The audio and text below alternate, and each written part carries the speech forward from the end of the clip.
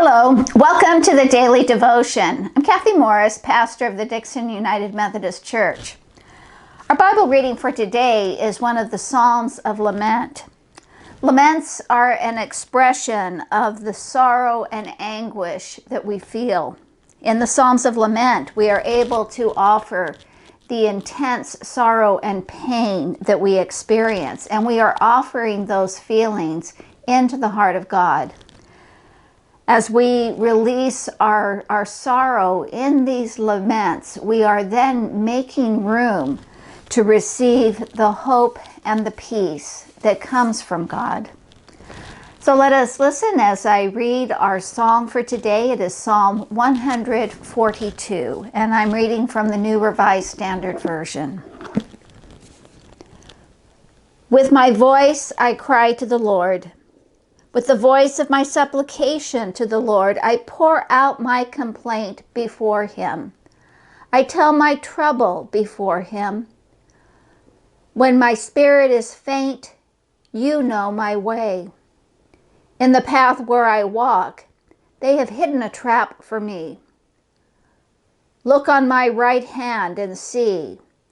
There is no one who takes notice of me. No refuge remains to me. No one cares for me. I cry to you, O Lord. I say, you are my refuge, my portion in the land of the living. Give heed to my cry, for I am brought very low. Save me from my persecutors, for they are too strong for me.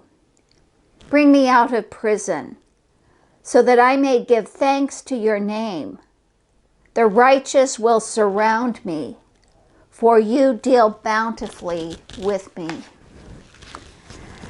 The poet Christina Rossetti is probably best known to us for her Christmas carols In the Bleak Midwinter and Love Came Down at Christmas. These are, of course, just two of her many poems. Christina Rossetti was a person of deep Christian faith, and you can see this in all of her poetry. But she was known for having a certain melancholy in her poems. And I would say that this is really in the tradition of lament.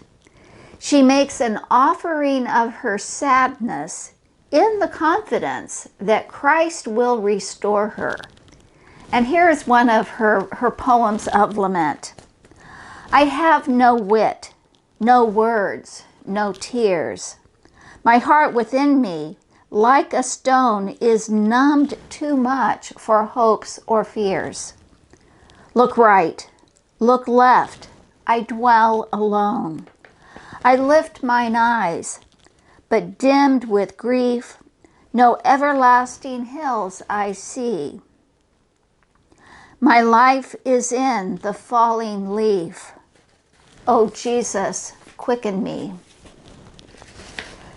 She goes on in the poem to describe her life as being like that of the faded leaf. And she ends the poem with these words. My life is like a frozen thing. No bud or greenness can I see. Yet rise it shall, the sap of spring. O Jesus, rise in me.